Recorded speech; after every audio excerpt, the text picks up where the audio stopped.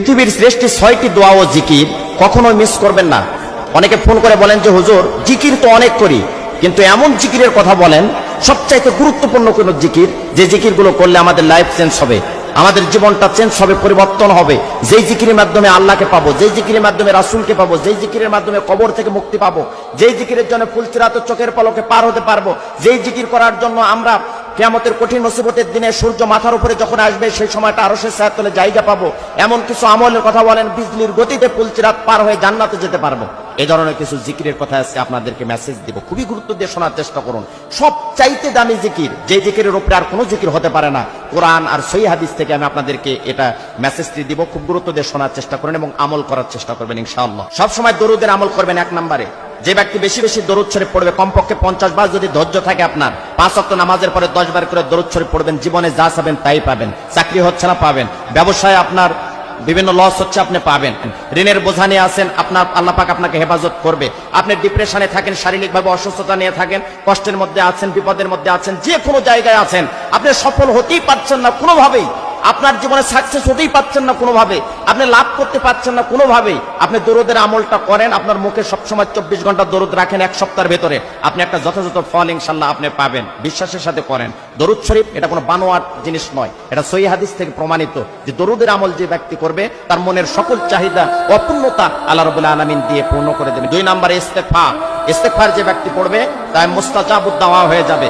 ছোট যদি ইস্তেগফার যদি আপনি পড়েন, আস্তাগফিরুল্লাহ, তাও হবে। যদি আপনার ধৈর্য থাকে আর বেশি যদি পারেন, তাহলে আস্তাগফিরুল্লাহ আল্লাযী লা ইলাহা ইল্লা হুয়াল হাইয়ুল কাইয়্যুম ওয়া আতুবু ইলাইহি, এটা আপনি বেশি বেশি জপতে থাকেন। কমপক্ষে 5 ওয়াক্ত নামাজের পরে 10 বার করে পড়বেন, 50 বার। যদি ধৈর্য না থাকে, সময় না থাকে, টাইম না থাকে, ব্যস্ততার কারণে, যদি আপনি ব্যবসার কারণে, চাকরি বাকরি করার কারণে যদি আপনার সে সময় না থাকে, আপনি কমপক্ষে 5 বার, 7 বার, 10 বার পড়ার চেষ্টা করবেন। মুস্তাজাবুদ দাওয়া থাকবে আপনার মুখটা, আপনার মুখ দিয়ে যা বের হবে, যা সাপ্লাই হবে, সবটা আরশে আযমে নক করবে এবং কবুল হয়ে যাবে ইনশাআল্লাহ। 3 নম্বরে বলবো ইয়াজাল জালালি ওয়াল ইকরাম। এত গুরুত্বপূর্ণ একটা জিকির, যে জিকির করে বহু মানুষ বলেছে হুজুর আমার জীবন চেঞ্জ হয়ে গেছে, এই জিকিরের কথা শোনার পর আমার ব্যবসা বাণিজ্য ভালো হচ্ছে, এই জিকির করার পর আমার চাকরি ছিল না, আমার চাকরি হয়েছে হুজুর, আমার এই জিকির করার পর থেকে আমার ছেলে মেয়ে কথা শুনতেছিল না, আমার ছেলে মেয়ে কথা শুনে, এই জিকির করার পর থেকে আমার পরিবারে অভাব অনটনের ছাপ আর নাই। এই জন্য পরীক্ষিত আমল ইয়াজাল জালালি ওয়াল ইকরাম বেশি বেশি পড়ার চেষ্টা করবেন, অবহেলা করবেন না। 4 নম্বরে লা হাওলা ওয়ালা কুওয়াতা ইল্লা বিল্লাহ, এই জিকিরটা বেশি বেশি করবেন। আপনি গাড়ির মধ্যে আছেন, পড়েন লা হাওলা ওয়ালা কুওয়াতা ইল্লা বিল্লাহ। মাঠের মধ্যে আছেন, পড়েন লা হাওলা ওয়ালা কুওয়াতা ইল্লা বিল্লাহ। দেখবেন আপনার মনের সকল শূন্যতা দূর হয়ে যাবে, টেনশন দূর হবে, উৎকণ্ঠা দূর হয়ে যাবে। দোয়া ইউনুস পড়ার চেষ্টা করবেন 5 নম্বরে, যেটা পড়ে ইউনুস আলাইহিস সালাতু ওয়াস সালাম মাছের পেট থেকে মুক্তি পেয়েছিলেন। সেখানে কোনো প্রটোকল ছিল না, সেখানে কেউ হেফাজতের মালিক ছিল না, তখন কিন্তু লা ইলাহা ইল্লা আনতা সুবহানাকা ইন্নী কুনতু মিনাজ জালিমিন, এটা ইউনুস আলাইহিস সালাতু ওয়াস সালাম পড়ার পরে কিন্তু সেখান থেকে আল্লাহ পাক হেফাজত করলেন।